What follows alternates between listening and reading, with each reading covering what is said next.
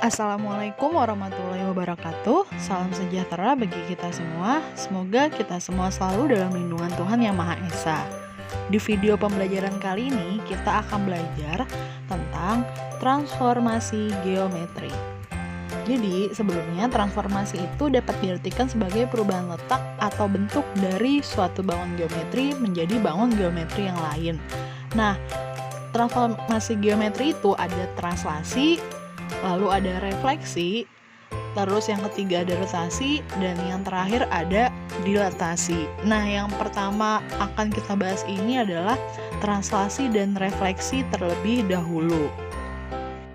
Translasi atau biasa disebut dengan pergeseran adalah suatu transformasi yang memindahkan setiap titik pada bidang dengan jarak dan waktu tertentu. Nah, jadi kalau misalkan di sini ada titik R, titik R-nya berada di sini. Titik R di sini letaknya min 2,1. Nah, dari titik min 2,1 ini kita translasi atau digeser. Translasinya itu T-nya 42.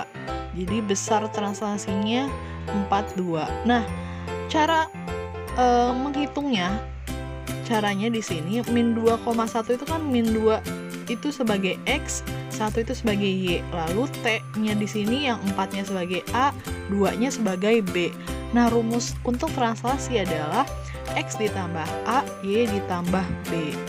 Gitu. Maka, kalau titik R-nya min 2,1, maka bayangannya, jadi kalau bayangan kalian kasih petik di atas, R petik di sini, jadi min 2 tambah 4, 1 tambah 2. Min 2 tambah 4 itu 2, 1 tambah 2, 3. Maka hasil dari bayangannya, R bayangannya adalah 2,3. Jadi ketika min 2,1 ditranslasikan 42, maka hasilnya adalah 2,3. Seperti itu. Nah, kita masuk ke contoh soalnya. Yang pertama di sini, tentukan bayangan titik A min 1,4 dan B min 5,1 oleh translasi T-nya 3 min 2. Nah, jadi untuk menghitung ini kita nggak perlu gambar di koordinat kartesiusnya, kita langsung masukin rumusnya aja. Gitu. Jadi kan tadi untuk rumus translasi, jika ada X, Y ditranslasi AB, maka hasil bayangannya adalah X tambah A, Y tambah B. Nah, di sini kita langsung masukkan aja titik A-nya. Titik A kan min 1,4. Berarti X-nya itu min 1, A-nya itu 3.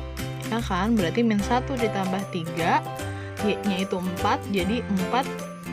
Karena di sini B-nya min 2, langsung aja 4 min 2. Maka hasil titik A bayangannya adalah 2,-2. Untuk titik yang B, bayangan titik B berarti min 5 ditambah 3, 1 dikurang 2. Maka hasilnya min 5 tambah 3 itu min 2, lalu 1 dikurang 2, maka hasilnya min 1. Gitu. Lanjut ke contoh soal yang kedua. Translasi TAB memetakan titik P min 1,3 ke titik P. Bayangannya 4,-2. Tentukan nilai A dan B. Lalu yang B-nya bayangan titik-titik K min 2,3 dan L-nya 0,-5. Nah, jadi di sini translasinya belum diketahui.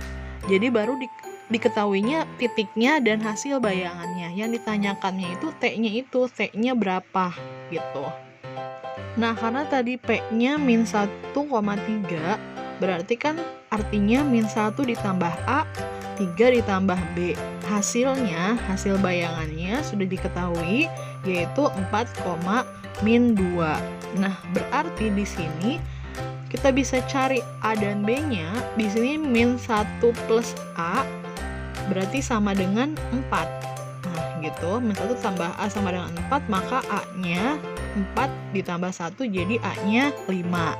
Nah, begitu pula dengan B-nya, berarti di sini B-nya 3 ditambah B sama dengan min 2, maka B min 2 dikurang 3 sama dengan B-nya min 5. Sudah, ketemulah hasil A dan B-nya.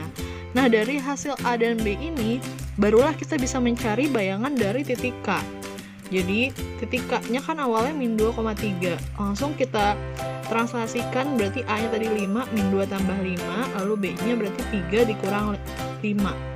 Maka hasil titik K bayangannya yaitu 3, min 2. Begitu pula dengan titik L-nya 0,-5, jadi 0 ditambah 5, min 5 dikurang 5. Maka hasilnya titik L bayangannya menjadi 5, min 10. Seperti itu. Nah, sekarang kita masuk yang kedua, yaitu refleksi. Refleksi atau biasa disebut juga dengan pencerminan adalah proses mencerminkan setiap titik bangun geometri terhadap garis tertentu. Bisa terhadap sumbu cermin atau sumbu simetri atau terhadap garis. Nah, yang pertama di sini, jadi refleksi itu ada beberapa macam sifatnya. Yang pertama, refleksi terhadap sumbu X dan sumbu Y. Nah, refleksi ini jadi kita gambar koordinat kartesius dulu biar kita tahu sumbu X itu berarti sumbu yang mendatar, ya kan, garis X. Nah, sumbu Y itu adalah garis yang lurus. Nah, di sini ada titik R 2,3. Ketika dia direfleksikan terhadap sumbu X, R 2,3 direfleksi terhadap sumbu X, berarti dia melewati sumbu X. Jadi bayangannya ada di 2, min 3. Itu salah ketik ya, harusnya 2, min 3. Jadi titik R 2,3 jika direfleksikan terhadap sumbu X, maka bayangannya menjadi titik 2, min 3. Sorry, itu lupa tambah minnya. Nah, sekarang untuk titik T-nya, titik T di sini ada di min 2,1. Nah, min 2,1 ini jika direfleksikan terhadap sumbu X, maka hasilnya jadi min 2, min 1. Jadi kalau refleksi terhadap sumbu X, dia pencerminannya ya terhadap sumbu X gitu. Jadi kalian patokannya ngelihat yang sumbu X-nya gitu. Ibaratkan sumbu X-nya itu cerminnya. Jadi ketika T-nya ada di sini, berarti ketika dicerminkan jadi min 2, min 1. Seperti itu. Nah, ini ada rumusnya. Jadi untuk rumus refleksi terhadap sumbu X, jadi ketika ada A, X, Y, maka hasil bayangannya menjadi X, min Y. Jadi sebenarnya kalian hanya perlu merubah yang belakangnya, atau yang Y-nya berarti menjadi min. Kayak tadi kan min 2,1 jadi min 2, min 1 gitu. Nah, selanjutnya refleksi terhadap sumbu Y, ini yang di sebelah kanan ini ada R, titik R-nya min 4,3. Ketika direfleksikan terhadap sumbu Y gitu, nah berarti bayangannya menjadi 4,3. Nah, sekarang ada titik T-nya 3, min 2 direfleksikan terhadap sumbu Y, maka bayangannya ada di min 3, min 2. Terus lupa lagi nulis minnya. Min 3, min 2. Nah, dalam rumusnya, jadi untuk refleksi terhadap sumbu Y, kalian hanya perlu merubah yang depannya, berarti min, yang depannya jadi min X. Kalau tadi kan sumbu X, yang belakangnya jadi min.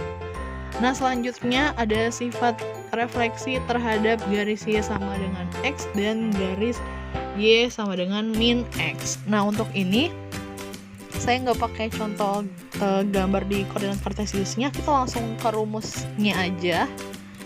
Jadi untuk refleksi terhadap garis Y sama dengan X, jika titik A-nya X, Y, maka bayangannya menjadi Y, X. Jadi kalian hanya menukar posisi aja gitu. Nah, untuk yang refleksi terhadap Y sama dengan min X, jika titik A-nya X, Y, maka A bayangannya menjadi min Y, min X. Ditukar tapi jadi kedua-duanya negatif ada atau berkebalikan tanda gitu. Nah, selanjutnya yang terakhir di sini ada sifat refleksi terhadap titik pangkal.